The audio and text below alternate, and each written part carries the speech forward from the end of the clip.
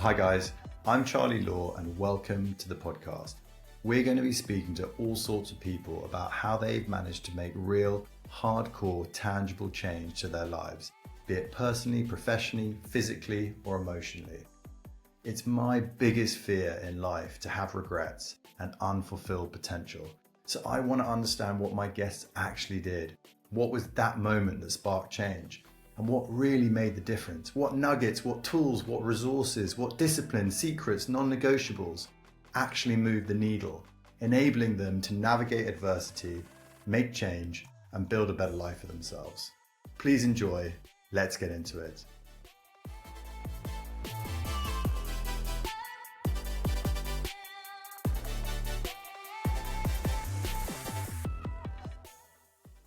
So Rick, thank you so much for doing this. And I'm particularly excited by this conversation because it's almost bringing my podcast back to the rawness and the essence of having conversations with people about their making change story, personal transformation and understanding where we were before, where we are now, what was the catalyst, and digging into all those things that that enabled you to become the person that you are today, and really digging into what worked, what didn't, the sequence, how you found out about it, how long it took, all of that good stuff. But we've got the extra benefit of having you as a coach and it being your entire everything now. It's your profession, it's your identity. Well, I mean, that might have been a loaded question because we could talk about identity being fused to identity or not, but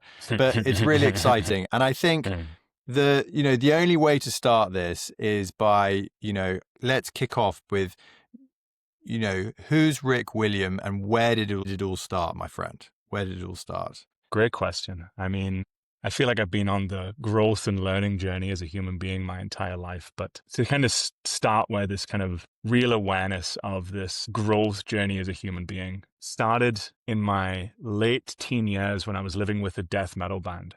And I was living in a really kind of disempowered place. I kind of got off track as a teenager, which can happen to us if you end up hanging around with the wrong crowd. And I did do that. And there was parties in my house where we were every, chemical cocktail of drugs and alcohol you could imagine was all there. And I just remember at the time being like, fuck, like, what am I doing with my life? And on one of those evenings, on one of those parties, I think it was midweek, probably like a Wednesday, I had a chemical cocktail which created a near-death experience. And that evening, for the first time, I really had to contemplate my own existence. And for the first time, really, it was a sincere awareness of the I guess, like, fragility and delicateness of my life, and also the preciousness of my life. And I had the experience of really regretting some of my actions, really regretting how I was showing up in my life for my family, for my friends, for myself. And a really type of healthy regret, like remorse. People talk about shame and guilt, but remorse is a really healthy thing. And for the first time, I felt this sense of real, longing, remorse, my God, if only I could have another shot, if only I could do it again. And fortunately, I did wake up the next day after this really beautiful, it was a really moving spiritual experience that really fundamentally changed my life forever. And I woke up the next day and the sun was shining through the windows of my very messy room. And I remember just feeling just this immense sense of gratitude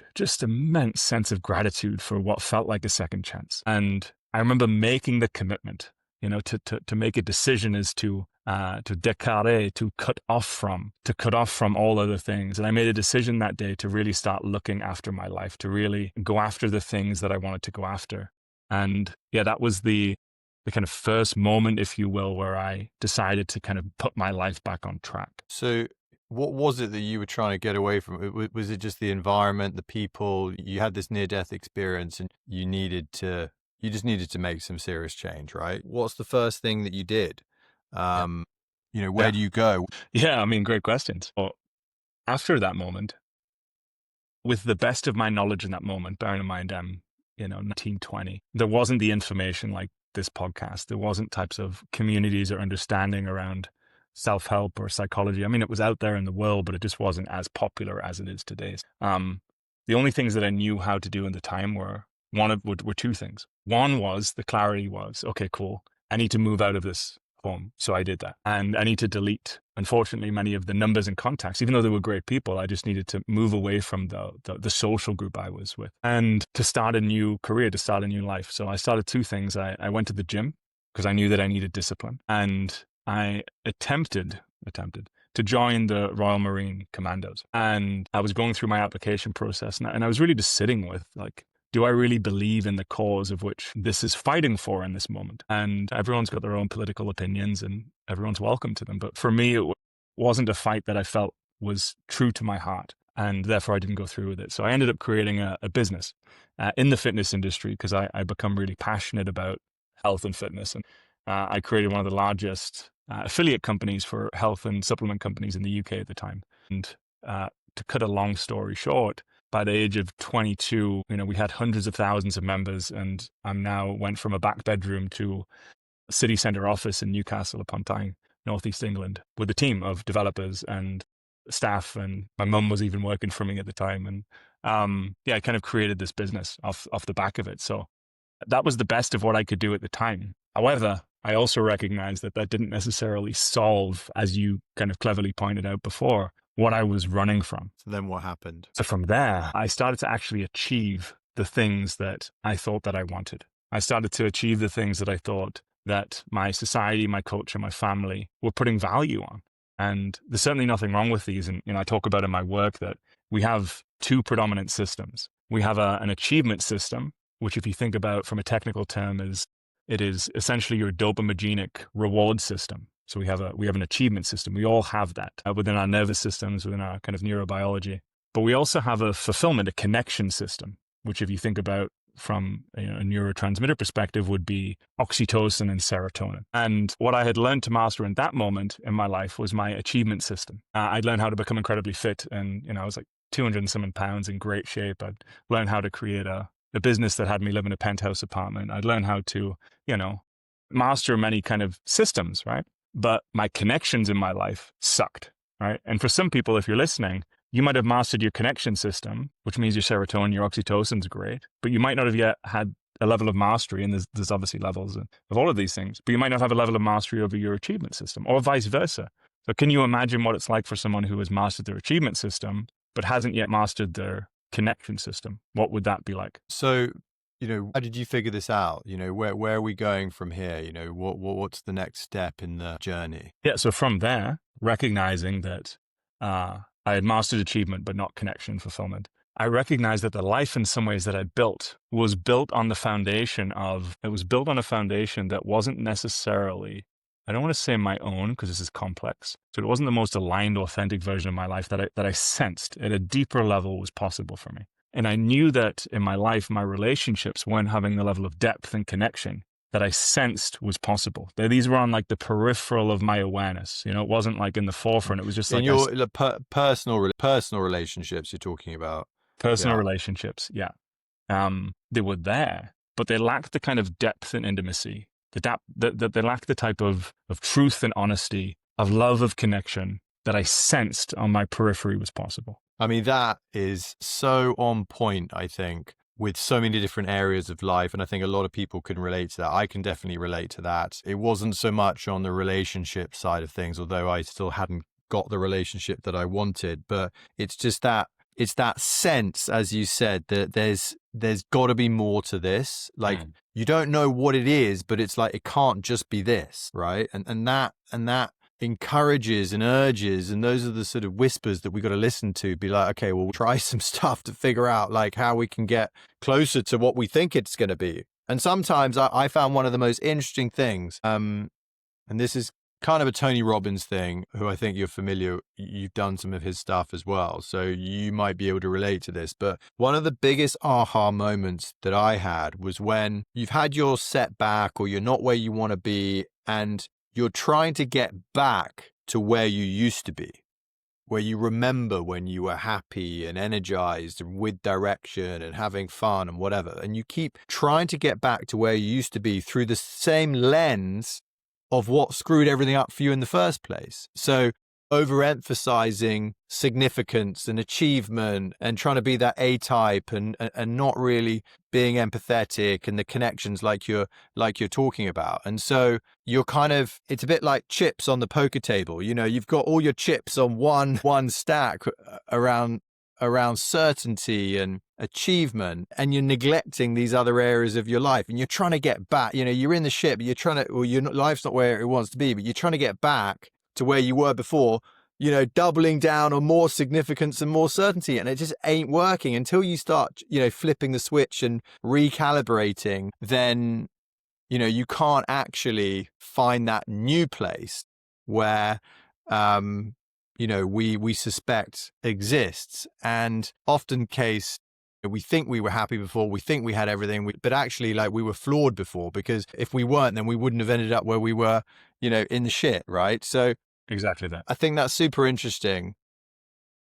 Yeah, exactly that. And, you know, what I'm hearing in your share is, you know, you can't build a great building on sandy foundations. You just can't. Exactly. I could recognize in that moment, I had enough awareness to recognize that the foundations of my identity were built on sandy ground. And that was the impetus to what became a sort of hero's journey. And we're all on a hero's journey. But it's these moments of inflection. It's these moments of the way that I thought the world is not how the world is. Oh, shit. And oh, amazing. What an opportunity, right? But I was dancing in that, oh, shit. I don't know how to get to this next place that I'm sensing in the peripheral, you know, the peripheral field. But at the same time, there's a part of me that was excited by, okay, cool. Well, I know this isn't it. Therefore, I could feel the impetus to the journey ahead to discover something new.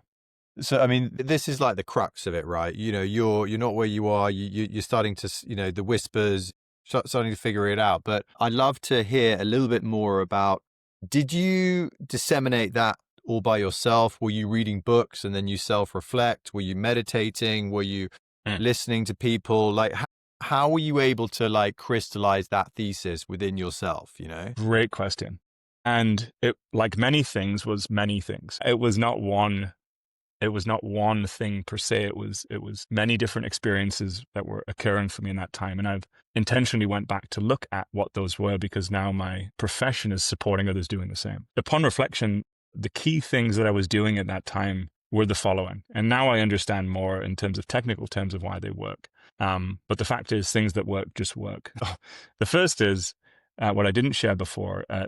After my journey of getting into the business, the thing that I started doing when I was 21 was meditating. I started learning how to meditate at age 21 every single day. And I brought that same, like, must figure it out to meditation as well, which in some ways was helpful at the beginning to get the momentum of a new habit going. Albeit you have to change gears on that eventually. So meditation was one. I was also reading a ton of books, and I was in that kind of phase of my life where I thought that more information was, information was power versus recognizing that, embodied information and change of behavior is really power. But in that moment, I thought the more books that I could read, the wiser I would be, which is obviously funny in hindsight. So I was reading lots of books, and I was also getting around, I started to get around some incredible people because my business was starting to succeed. There was kind of just opportunities arising, and there were some people that fell into my field at that time who I got to meet. Tom Bailu from Impact Theory was one of those people, because he owned Quest, and I was again one of the biggest distributors and affiliates for most of the supplement companies. So we were selling lots of Quest bars at the time. So I was able to meet Tom Bailu. I was able to meet Lewis Howes from School of Greatness, and we went for a workout in Los Angeles whilst I was there. And then I started meeting lots of other people. Preston actually became my coach. So I got my first coach as well. So I was having multiple different experiences, surrounded by new people in completely different environment, Los Angeles compared to Northeast England. That was beginning to like break my view of what was possible for life, love, relationship, fulfillment, impact, and work. And just being around. Sorry, but did you move to LA? Sorry to interrupt, Rick, but did you move to LA? Like, what happened there? How come you were in a different geography? I was just traveling. the opportunities that Okay, were so you're just traveling, you're there for a bit, but you were still running the business, right? You still had the office in Newcastle, you're achieving, that's your profession, but you're starting to immerse yourself with these people like Tom and Lewis Howes and these guys, and you got yourself a coach and starting to open your mind up to these possibilities, right? Exactly that, yeah. And then in doing that, I started to recognize the patterns of like anything when we're learning something. I started to ask questions like, what is it you're doing? Similar to how you're asking me questions. And I started to notice that lots of the people that were living the types of lives that I wanted were, doing deeper inner work, that they had learned the skills of how to transform the relationship with our own past experience, to learn how to regulate dysregulation of fear or trauma or conditioning that can live in the nervous system into a sense of connection, into a sense of love, into a sense of empowerment. And ultimately, I started to recognize that lots of these, whether it be coaches or psychologists or somatic practitioners, being my kind of own, my own learner in the journey, I started to recognize that the fundamentals were the same thing. It was, learning how to bring states of fear and anxiety or shame or guilt into a sense of connection, and then wisdom, and learning how to do that not as a mental concept, but learning how to do that in your body. And I started just following the different teachers and different protocols that the people around me were doing and the courses they were going on, learning about communication and relationship. And I started just, replicating the paths that they had walked, which includes psychedelics. Psychedelics were a common path among lots of successful people that I noticed. I was like, okay, interesting. And went on my own journey with that, and kind of just began to integrate and do lots of the things that I saw the people doing that lived the type of life that I wanted. And eventually, through doing enough of those repetitions, my life in many different ways began to transform. My relationships began to transform. My relationship to myself. I used to be, riddled with anxiety and worry. I used to be terrified of speaking in groups. I would, be always nervous and anxious about sharing and opening up. I didn't want to share anything on social media because I was, afraid of what people might think. And I was just able to work through lots of those fears, and it was very liberating and a very positive experience in so many different ways. And because my life had transformed, it just started to naturally emerge that, people were asking me, oh, like, Rick, I remember you here and now you're in this completely different place. Will you be able to support? And I kind of fell in love with the art and science of transformation, if you will, which has me be here with, you guys and you, Charley, here today. That's super interesting. When this transformation was happening, I always find it interesting to ask whether in your own mind you were aware of sequencing, I suppose, or did it all just happen kind of in a bit of a messy way, all together, all intertwined? What I mean by that is you've obviously got a first stage, which is a knowledge awareness stage. It's kind of pearls of wisdom that all of these things that we're talking about and the vocabulary and the dimensions actually exist in the first place, right? A lot of the words and things that you've spoken about. And then there becomes the self-awareness stage around how they relate to you, and you start connecting the dots and, oh God, shit, I've been like that because of this. And, I've always been doing that because of that. And there's this sort of the light comes on a little bit, and that's obviously half the battle. But, I love the phrase, the light of the awareness will melt the snowman. A lot of people say, well, how do we change this? How do we solve that? And I'm like, half the battle is the awareness, is knowing about it on its own. But then we do actually have the doing something about it, taking action, taking responsibility, actually making hardcore change, ripping out the weeds and planting new seeds. Talk to me a little bit about that, like, and particularly for people listening, just understanding, I suppose, bringing realness to that process. Like, how hard is it? How long does it take? How many different people and modalities did you have to go to? I think I'd love to hear a bit about that. Okay, I'm gonna do my best to tell it how it was. Bearing in mind, I'm gonna have to remember back, but the first thing that comes through was like, fucking hell, because it was challenging, and as I was figuring it out, I was just throwing spaghetti at the wall. Like in any learning journey, what you're pointing at is whatever we're learning something. I know your background is a commodities trader, but everyone listening is going to have some form of background upon which you were able to create order out of chaos. You were able to learn a series of patterns.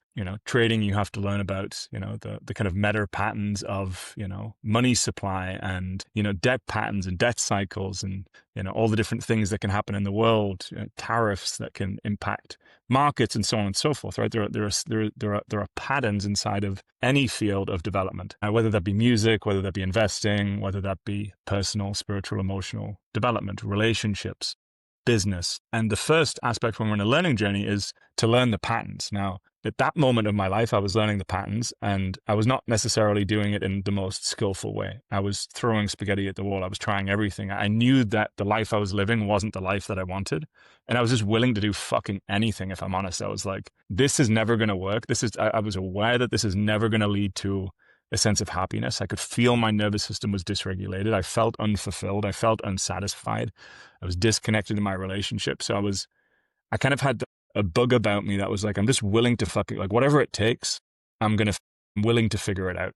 That was the kind of energy I was coming from, which can be helpful. So I was coming from that energy and there was a lot of chaos and confusion. There was a lot of, maybe unskillfully kind of blowing my psyche open with certain, psychedelic experiences that maybe didn't have the greatest integration programs woven into them. But I was kind of willing to kind of throw it at the wall to kind of figure it out, going to big Tony Robbins events, doing somatic therapy, working on my nervous system, hiring a coach.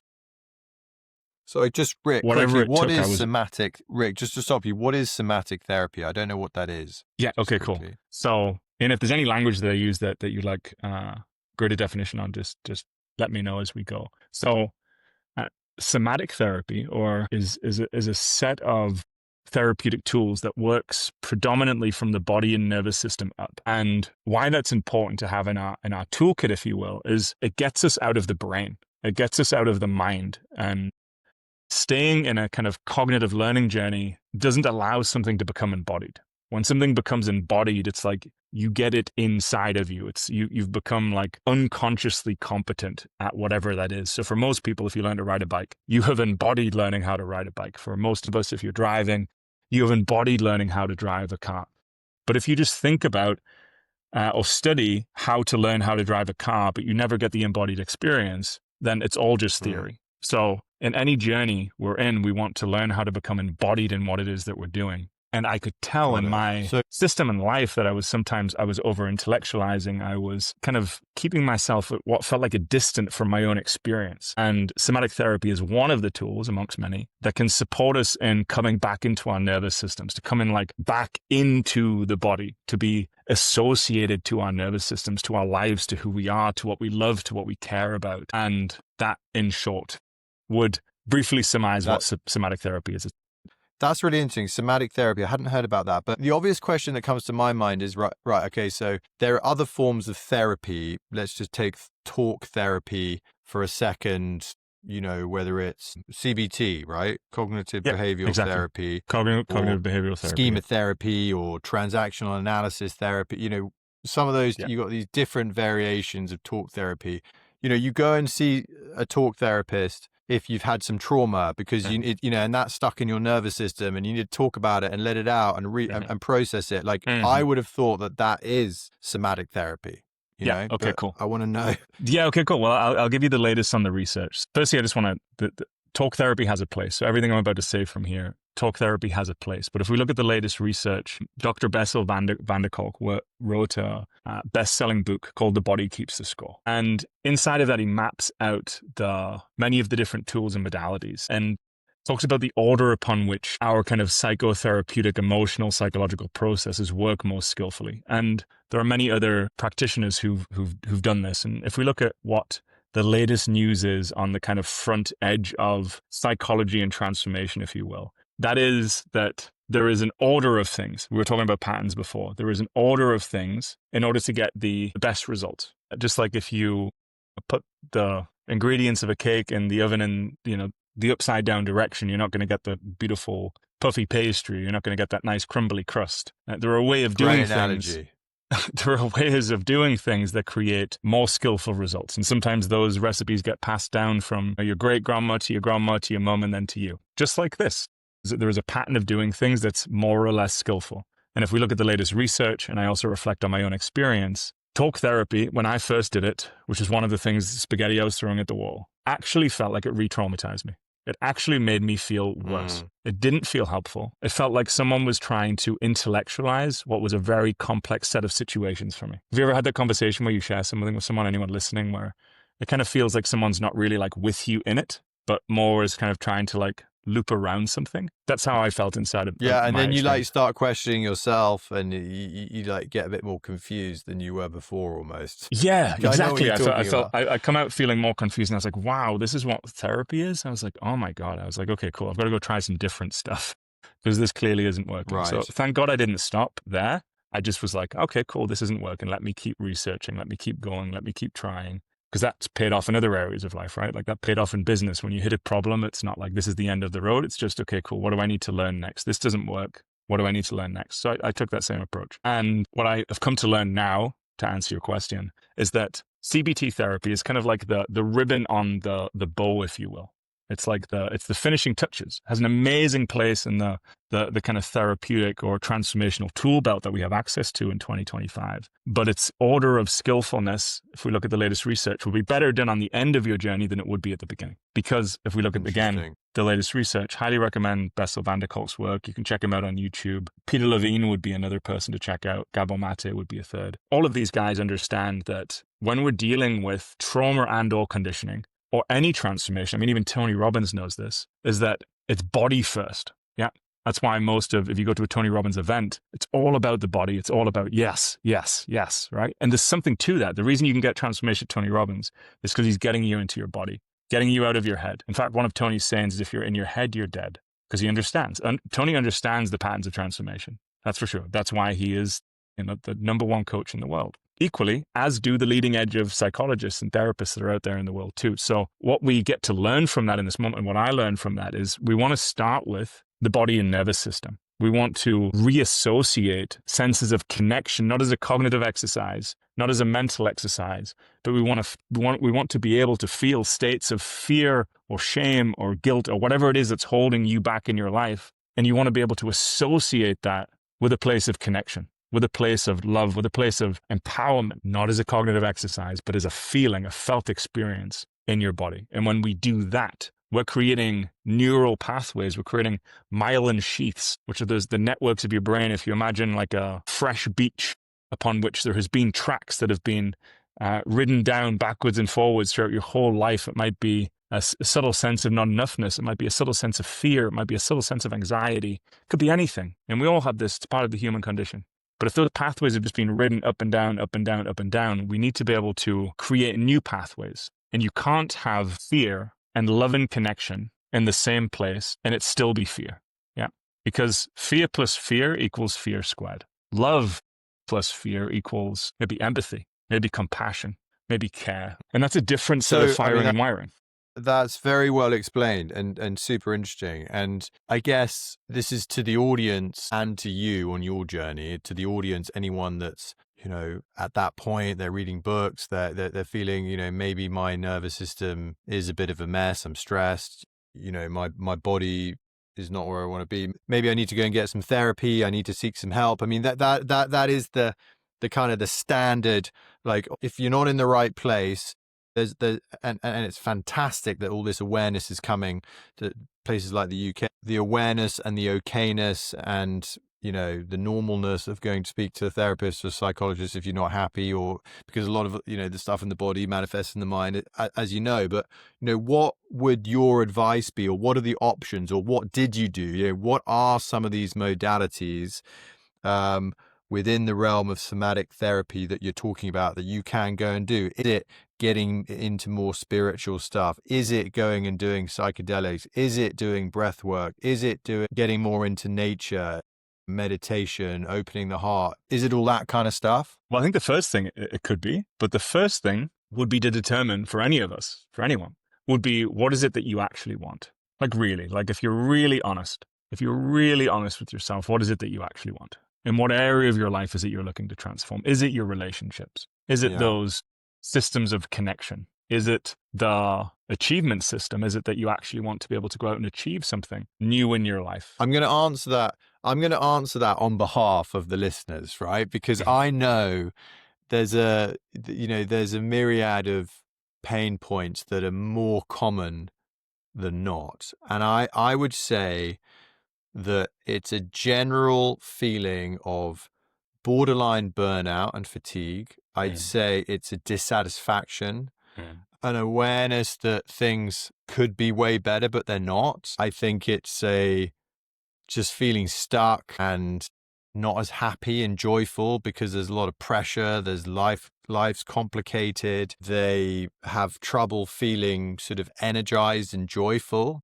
And I think going to the next step is probably, just, this is something that I can relate to, and it's the only way that I can really explain it, because I'd done so much work, but I yearned for some kind of completeness. I never felt complete. There was something missing, some fulfillment. In the end, I found it, and I found peace and fulfillment, but those weren't the things that I was articulating, fulfillment and peace. You realize when you find it, that's kind of the thing, but it was a completeness. I didn't feel complete. I felt there was something missing. And so I think it's a sort of, let's talk to a variety of those sort of things that I just mentioned, because I think that those are the kind of things that, and I definitely put some fear of failure, clarity on what you really want, and relationships in there. I know that's a lot, Rick, but those are the most common. We actually I hired a couple of guys to go and do anonymous questionnaires with, a few hundred men in their 20s and 30s, and to get really honest about, what was keeping them up at night and dissatisfaction. And a lot of it revolved around those things. Great. And it makes a lot of sense. And I can relate from my own life experience, like you, Charley, in so many ways. So let's shine some light on this, because as you said before, awareness is the first step. So we cannot intervene in a world we cannot see, and awareness alone isn't enough. Pattern recognition alone isn't enough. We have to learn how to be able to transform those patterns from awareness into embodiment, from, theory, from something we don't know, from chaos into order. We have to learn those as patterns and skills. Now, what I can say from this point in my journey is it is a skill set. And I have been learning how to learn first and then teach this skill set for the past, if you count the beginning of my journey when I started meditating at 21, 37 now, so that's like 16, 17 years. So, you do something enough, you start to recognize the patterns. Now, for someone who is in that moment of pattern recognition, based on what we've shared so far, there's an achievement system. It sounds like you've got that going in your life for most people here. And then there's a connection system, which is your serotonin, oxytocin. Achievement is your kind of dopaminergic system. Serotonin, oxytocin. It's you learning how to come into your body, to learn how to feel what fulfillment and joy and love and connection and peace is for you, and learning how to be with your experience. Because what you used as the word before, Charley, was wholeness, right? Wholeness means everything, which means the parts of us that were shameful, that were guilty, that were alone, that were this, that were unfulfilled, that were dissatisfied. We're not looking to chop off from. We're looking to include. And Wilber calls it the transcending and including in his models of psychological development. It's a transcend and include model. And all of the developmental psychologists from Eric Erickson to Ken Wilber to Claire Graves, from Spiral Dynamics, all of these individuals, incredibly smart, intellectual individuals, came to the same conclusion, which actually to grow up, to wake up and to grow up is a transcend and include model. We're not cutting off from things. We're becoming more. We're being more than our past and history, but we're also including it, Like, I did have a moment in my life where it was fucking shit and it was hard and I thought about killing myself and I didn't know what to do and I was confused and my relationship sucks. That was a part of my life and I'm associated with it, but it's not my life anymore. And I didn't cut off from it. I actually learned how to love and to be with everything that I didn't want to be with. And that's what any supportive, integrative, psychological transformational process will take you through, in my opinion. Any of the ones that I've seen work on myself or on others does that in some way. And when we get that going, it's a set of patterns, right? If we're constantly shutting off from saying what's happening right now in my life shouldn't be happening, that's a pattern that creates another pattern. It's like a seed that plants another plant, right? So you plant that down. This shouldn't be happening. This shouldn't be happening. This shouldn't be happening. Our focus there is focused on what shouldn't be happening. And what we focus on, we get more of. So we have to learn, because we're not experiencing reality. We're experiencing the reality we're focused on. That's one layer. The layer beneath that is that it's how we're focusing on what's arising in our experience. And what I had to learn how to do, and it's what I teach my clients, and links into, nervous system work being an element of this, is learning how to be with your experience from a place of wholeness, from a place of connection, from a place of this right here, right now is exactly what's meant to be happening, and learning how to be with it, to learn how to hold more of life. And from that place, we start firing and wiring more yesness, more love, more joy, more connection, more trust, more faith, more yes to exactly what's arising right now. And that starts to plant seeds, that plant new flowers, that plant new trees that start to grow. And that's where the learning journey begins. So I fundamentally believe my kind of thesis of all transformational tools that work are fundamentally getting us to do that. They're getting us to recognize the patterns so that we become aware, first step. Second step is to reassociate with the patterns of the past in such a way that have you grow into the future that it is that you want. Interesting, fascinating. And is that done? Is a lot of that done through introspection, meditation? Like what's the modality to that? Well, there's so many. I think what you're pointing at there, you're already pointing at. There's multiple, right? There's multiple. So we could start pulling tools in as kind of just like if we were musicians and we're looking at how to create a certain symphony, we would look at there are different instruments here that we can work with. Meditation would be an instrument, right? It is a tool of transformation. Now, the reason that it has been studied and has worked for thousands of years is because it can be an incredible tool of transformation. It teaches you how to build awareness. And if we look at, the Buddha had the Eightfold Path, and the first step on the Eightfold Path is actually right view. So what he's talking about there is from awareness, is actually coming at it from the right view, from the right perspective, from the right lens. Now, from my understanding of studying Indo-Tibetan Buddhism, what he's talking about there is he's talking about viewing your experience and what's arising from, as we would say in the West, would be heart, as they would say in the East or in Indo-Tibetan Buddhism would be bodhicitta, which is actually heart-mind. And if you view something from heart-mind, we're going back to what I was talking about before, you're viewing it through the lens of loving awareness. You're viewing the arising of your experience through an associated love, not a concept of love, but a felt sense of love, a felt sense of connection. And when we do that, that's where transformation occurs. That's where more ease and more openness occurs. And then inside of that, it's like the life force, the great miracle or the great mystery that we all live in starts to emerge in new ways. New patterns arise as we reassociate with ourselves in new ways. Well, I mean, that's exactly what I was saying earlier. The big mistake that I made, I was trying to get back to how I was before. The big mistake, looking through the wrong lens of achievement and mind and, significance and certainty. And I was never going to get there. You're actually making the problem worse. And until I flipped the script and focused on that other lens, then it wasn't until then that all the change happened. So I can relate to that completely. Fascinating. Okay. So Rick, you're doing all this stuff, right? You're learning, you're changing, you're embodying, you're using all these different tools. And then how long does it take? Were there different phases of it? Talk us to that, the more mature part of the journey, and then deciding and color in a little bit for us, how what's going on the inside is affecting what's going on the outside in the world, with your relationships and your business and all of that. Well, the key insight that I was learning at that time, again, it was first an intellectual understanding, and then it was an interior understanding, and I like to call it an inner standing. I started to recognize that the patterns in my life were created by me. My suboptimal relationships were me. They were the patterns that I'd learned. They were the patterns that I was acting out. And I recognized that my exterior, or it was appearing like my exterior, like right now I'm looking around, was actually manifested or created from my interior. And I started to recognize that my life was created from the inside out, and that the only way I was going to build it on the right foundation was from the inside out. Because I tried from the outside in. I tried that way and it didn't work. I think the greater truth is it's a combination of the two, that the outside presents us with the challenges that allow us to become the person, the being that we're here to be from the interior. And these interior and exterior are always in relationship with one another. But to keep it easy, I was recognizing that the patterns outside of me were coming from the patterns inside of me. And therefore, I had to change the relationship with myself. And inside of doing that, I started to see some real change. Some of it was slow, some of it was fast. And because of that, as when we're learning anything, I started to have the experience of, wow, if I can do this, maybe I can do more. Maybe there's more here.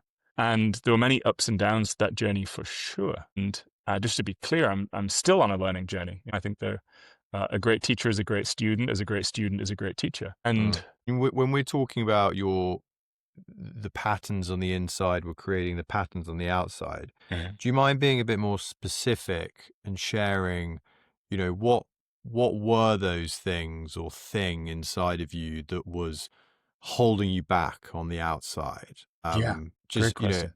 because I think it's just super helpful for people to, resonate and really understand what you're act. Yeah. I could recognize, and again, at first, this was kind of in the periphery of my awareness, that there was this feeling of not enoughness. You spoke about that before, Charley. There was this feeling of something not quite being right. There was this feeling of dissatisfaction. There was this feeling like there was something maybe even inherently wrong with me. Maybe I was a bad person. Maybe I was a bad apple. I could see that the relationships, the way I was relating to people, was sometimes mean. Sometimes I would snap at people and then regret it after and be like, oh my God, why did I do that? And then I would feel this sense of, shame. Okay, maybe, and then it would reinforce this sense of maybe I'm not a good person. Maybe I'm destined for suboptimal relationships. Maybe maybe my life isn't going to work out the way that I wanted it to work out. In the sense of maybe hopelessness in there as well. So there were kind of all of these patterns, but I could recognize, I was starting to recognize through the kind of coaching and the work that I was doing, that these patterns were coming from younger parts and aspects of my developmental journey. Now, if you imagine, if we were trying to grow a great oak tree, we would need the right conditions to grow the great oak. Yeah, we would need the right soil and the right micronutrients and the right co-supportive plants that would allow the great oak to grow. It doesn't grow in a field on its own. It's grown in soil with grasses and other trees and other plants and a whole ecosystem, that we're just the same. And I was beginning to recognize the earlier parts of my developmental journey or my life journey didn't necessarily have the nutrients that I needed in order for my life to flourish. I could see that my identity, my beliefs about myself and who I was, were coming from a place of I am not enough. I am not loved and I am not enough. And from that fracture that was like cemented in my psyche, if you will, all of these suboptimal patterns were arising because I couldn't fill anything from this empty Because in cup. the outside world, you don't feel that you really, deep down, you don't really feel you deserve it. You don't really feel you're good enough. So that's self-worth thing, right? Around your identity and your self-image. And then that, no matter how hard you try, that it's the universe shining back what we think about ourselves, right? Exactly that.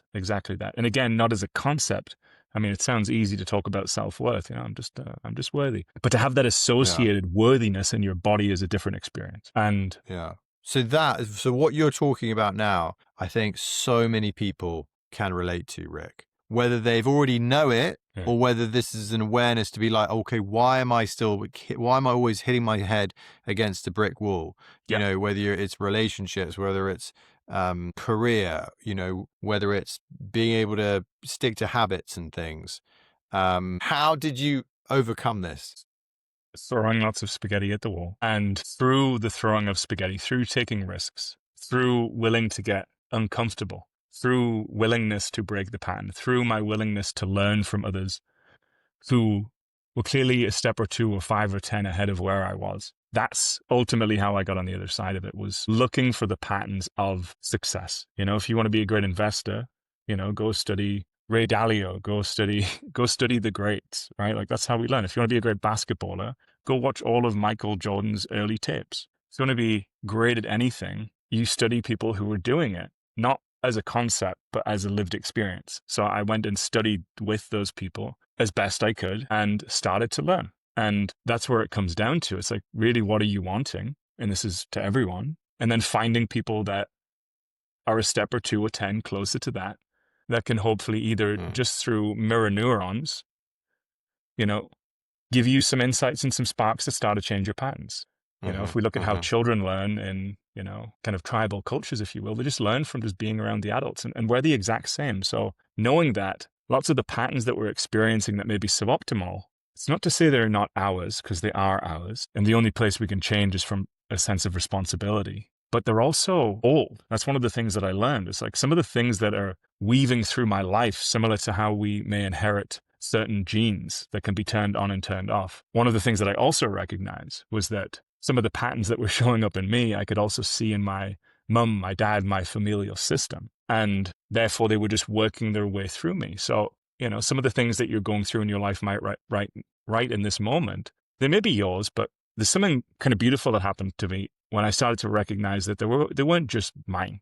They were kind of ours. And, maybe even in the fact that have shared experience, me and you, Charley, or everyone listening, it starts to create that sense of connection that, what is most personal is most universal, and what is most universal is often most personal. And that's why music and film and art I can love kind that. of touch our souls. So I started to recognize that, and that started to give me more hope and more motivation to actually change them. And, with the intention that may the ripples of my change also have ripples to my family and my friends and my community. On that, it's a great reminder, because I wasn't going to ask it, but I think it is such a big one for people that go through huge personal change and transformation like yourself. It can often be very difficult with the people who are closest to us, and parents and friends and acquaintances. I remember you at the beginning of the call saying, you had to sort of delete a few people, or, from the phone book kind of thing. But, how hard or easy was that, navigating your change and maintaining those relationships? How was that experience for you?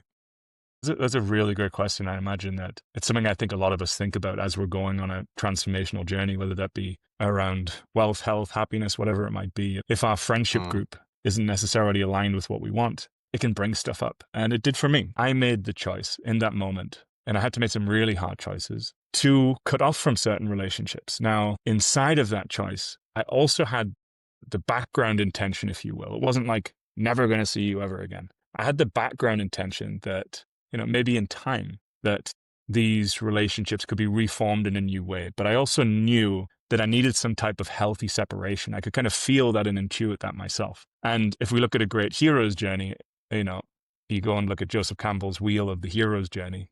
It's a really great wheel as a reference point, whether you're a writer or whether you're just on a personal journey. It may make sense of lots of movies that you've watched, whether it be Star Wars or Lord of the Rings or your favorite Netflix show. This hero's journey is a kind of archetypal, which is like a more true than true. It's a meta pattern that kind of links into, if we look at Jung's work, the kind of the human psyche. And that's why these great stories, whether it be Star Wars or Lord of the Rings, tend to have huge fan bases, because it speaks to something really deep. So inside of this, I decided to, at that point in the journey, if you go look up that, if we've got the video on screen, if the editor is able to bring up just that image of the hero's journey, you'll see that about a quarter of the way in, there is, in fact, I think it's 2 or 3 steps in actually, is a leaving of the known safe world. And that often means entering into the unknown, leaving the safe world. If you've seen Moana, I think there's a newer Disney one, if you've got kids or you just love Disney movies. She sets off from the island and she leaves the island and she goes on her journey to become, the woman that she's to become. And it's the same for all of us.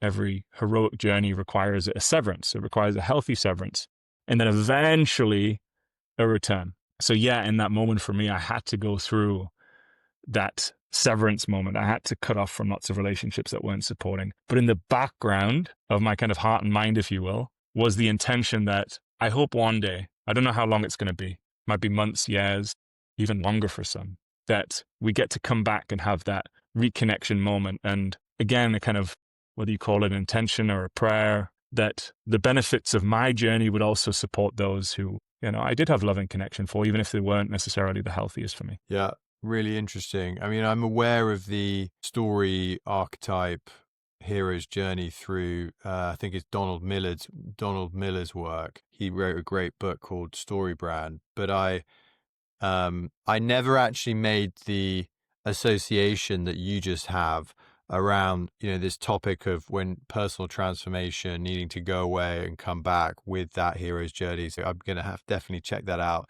next time I look at it. And I agree with you wholeheartedly, Rick. I think it's something that is not spoken about enough, because there's that inertia, isn't there, that one has to break away from in the first place. So it's hard to even break away, but to know that you've got to break away, and that's that knowledge and awareness of like what you're getting into and these signs that could be really complicated when you're not sure. You might never break away because that inertia is keeping you there.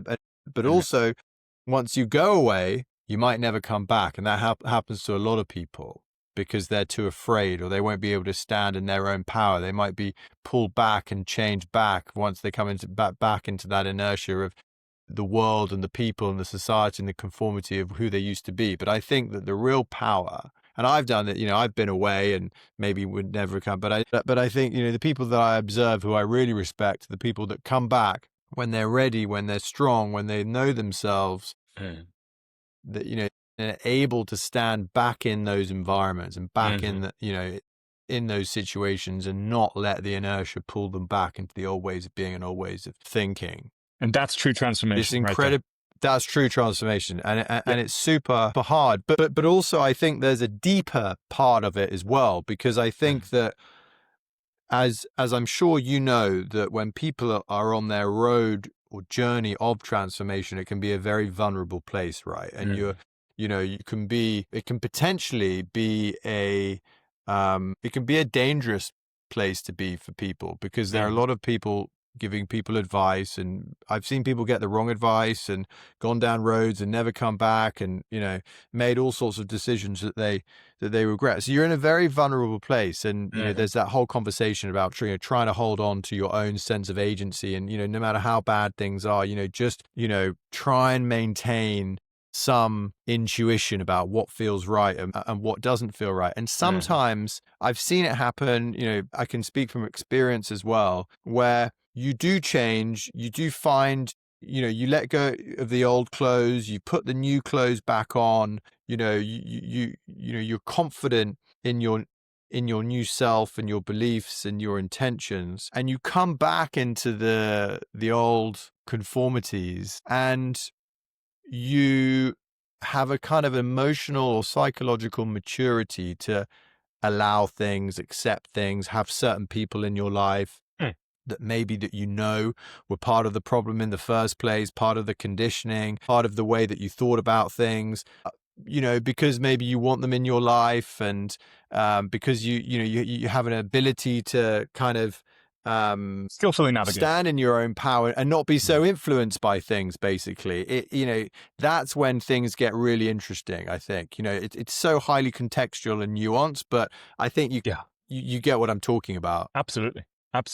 There's a skillfulness when we return, right? And you have that sense of empowerment, and from there you can choose. You're able to choose maybe differently to what you were before, because you have that sense of strength. You have that sense of conviction in who you are and the path you're walking now. Yeah, and I love the word skillfulness as well, because that's absolutely right. It's sort of knowing when to stand up and push back. It's when to have empathy, when to just be, when to let them have that experience, when to let the situation just play out, and learning about the different energies, and that we're all on this path together. I think there's that great quote. It's probably one of Carl Jung's great ones, but it's something like, it doesn't matter where you are on your journey or how evolved you think you might be compared to someone else, or psychologically aware. When you're speaking to someone, you meet them where they're at. You're just two human beings speaking together. It's something like that. And I thought that was great. That's a beautiful quote, and a beautiful way of, I think, approaching the journey. Interesting. Okay, let's please, Rick, close the loop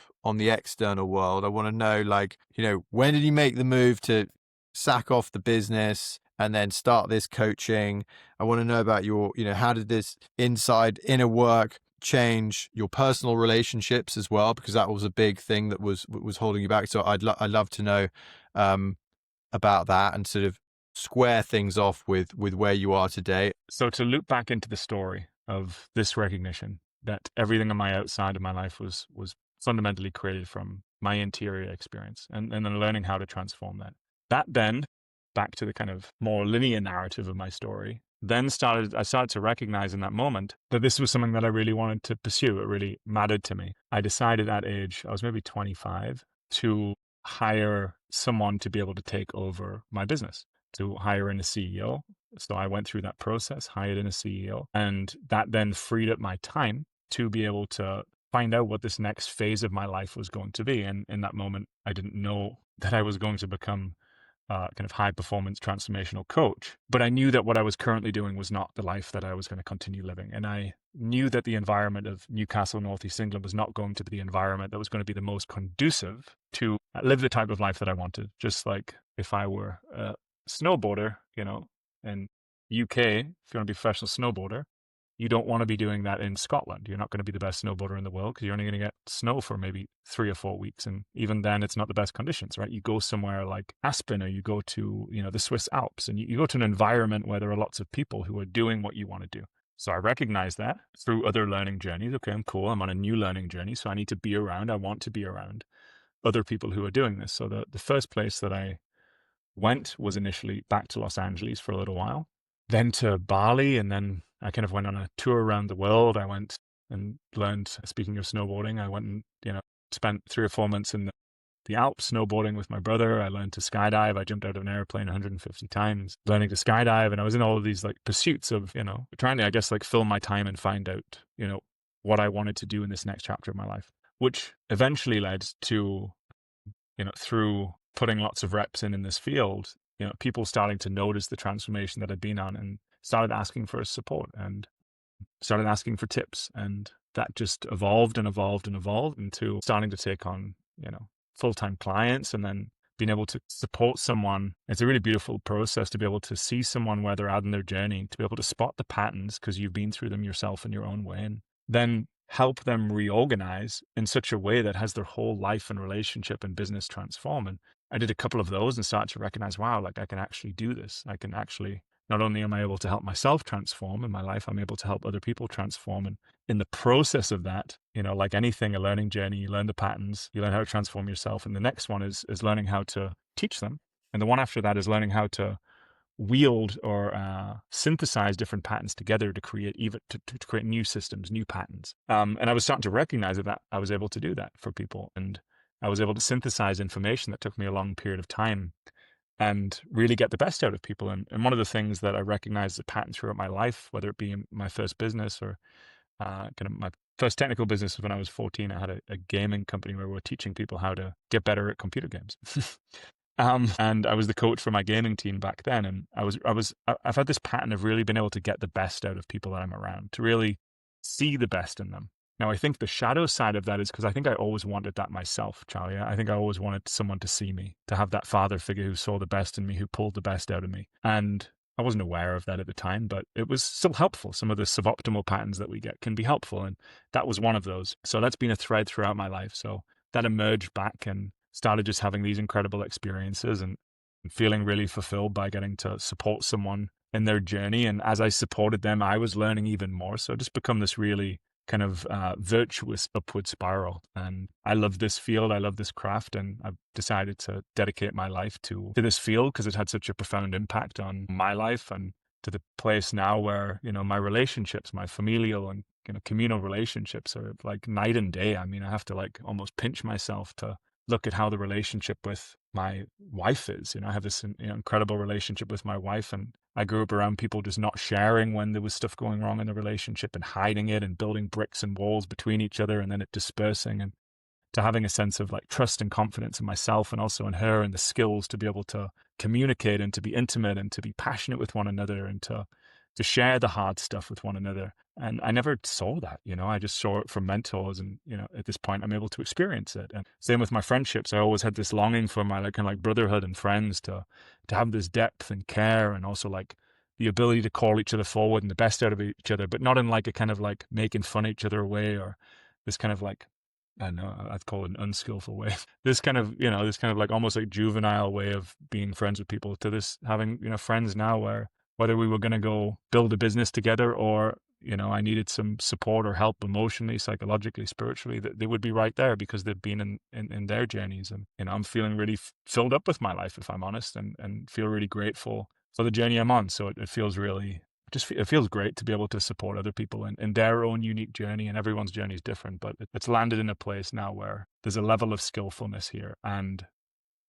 I'm also still growing and still learning at the same time. Well, Rick, you're extremely humble because, you're clearly a master of your craft, and having watched you for some time,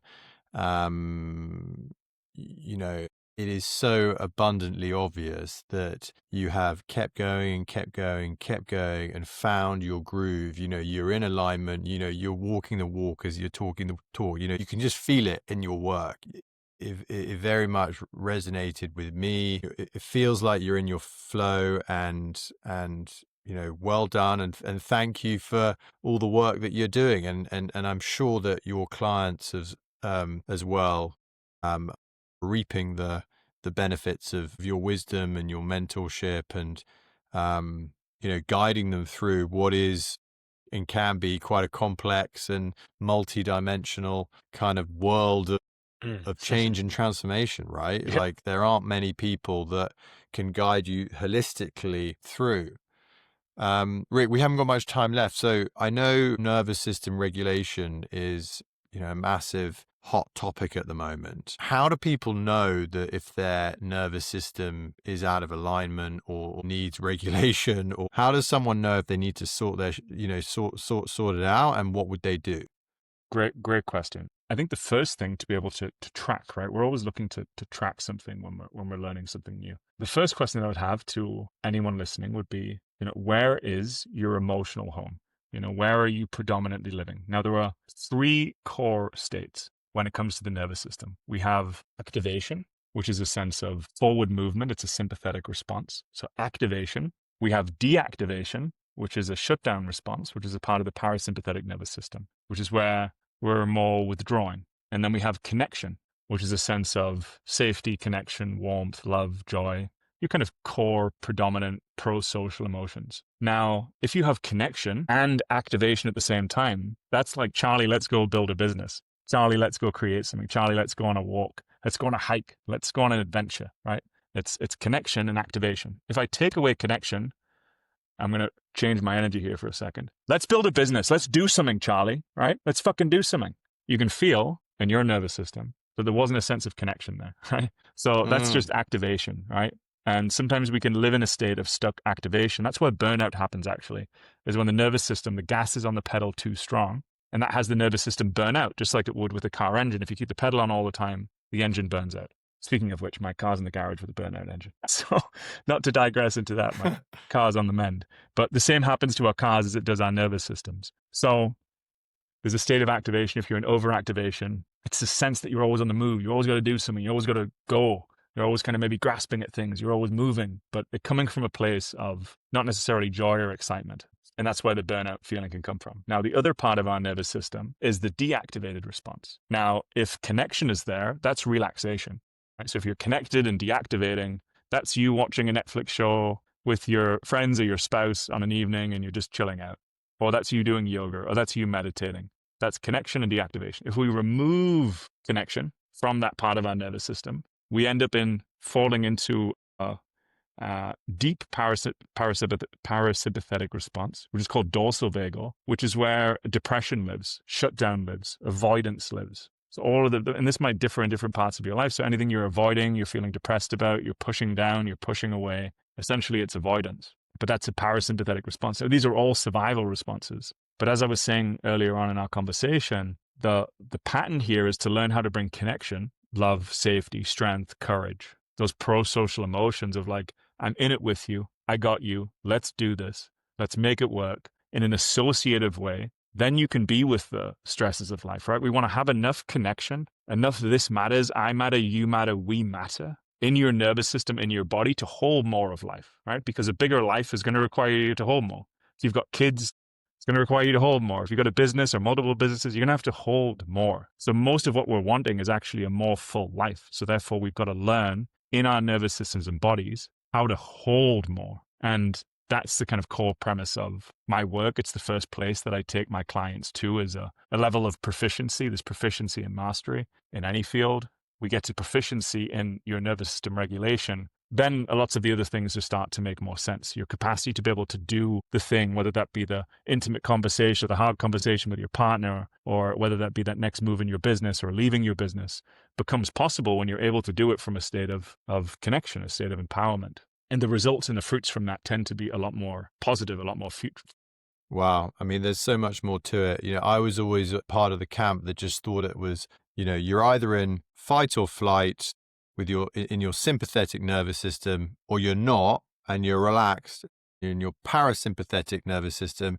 And people that are stressed all the time, anxious, they're in fight or flight all the time. So they always have their sympathetic nervous system activated, and they never have any rest, and then they get burnt out, and then it's like, your nervous system's a mess, and we need to learn how to switch it off, go into nature, go into meditation. But I guess that's a very oversimplified way of looking at it, right?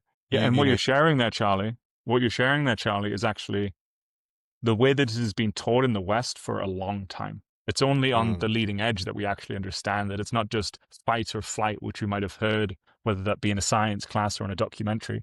We're mammals. So it's fight, flight, and connect. And all trauma that is still impacting us in the present moment is really just an experience lodged in your nervous system of either an overactivation, too much stress, too much information, too much experience, too much emotion, or deactivation upon which you've frozen in time. And those get lodged in the nervous system. And healing or transformation is learning how to bring connection to unlodge, to transmute, to transform those earlier experiences that might still be impacting you in the present moment. And when you do that, once you actually transform, transmute old historical information that may be still existing subtly in the present moment, that's when transformation occurs. And again, we're back to the same point, right? We're circling on the same pattern here, which can be done in a multitude of ways. But the core premise here that I hope anyone listening gets is that it's not so much a cognitive exercise, it's a felt experience of being able to be in your body, to be in your experience, to be with all of it in a skillful way. Body first, mind second. Rick, this has been fascinating. Thank you very much indeed. I'm sure there will be a lot of listeners who might want to get in touch with you. We're going to put all your details in the show notes. They're going to be following you for more of this wisdom. Thank you so much for sharing, running through it all, even if you've been through it all before. And let's keep in touch. Charlie, appreciate it. You can't have a great conversation without great questions. So it's been awesome to dance in this conversation with you and everyone listening. So have a beautiful and blessed day, and I'm sure we'll be in touch soon. If you enjoyed the episode, please share the love and give us a cheeky follow, rating, like, or review. It really does make a massive difference. Don't be shy either to share any of your favorites on social media. This is a truly mission-driven project with the aim of helping to motivate, inspire, and give hope to as many people as possible that change, a better life, a new dawn is all possible. I genuinely love hearing from you and actively try to constantly improve things and bring guests on to address any specific themes. As always, you'll find resources and links from the episode in the show notes. You can follow me on all social media platforms as well as YouTube. And don't forget to check out my website, charleylaw.com. Until next time.